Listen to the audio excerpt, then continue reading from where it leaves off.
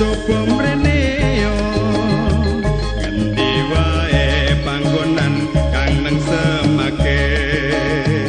kanggo wisata dek para sutresna ing tlatah Pacitan kang kondang kaloka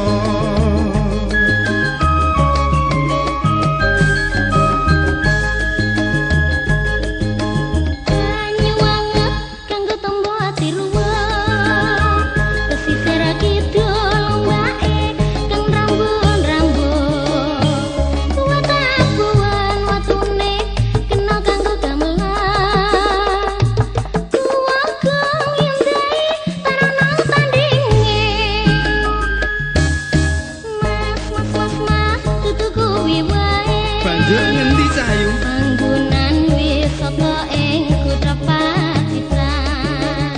ono watu karo watu karo oh iya layar Gua Putri Senepati Tara Kutra Pariwisata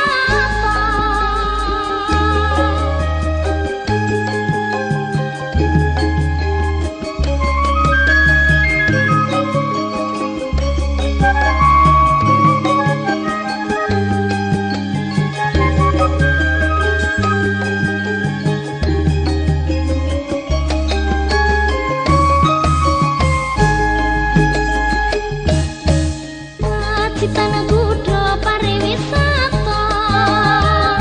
kang wis kondang kaloka ing jagat raya pancen endah mas maneka warna panggonan kang bisa ngesmake ati dek ayo dek coba mrene yo ngendi wae panggonan kang nang semake kanggo wisata dek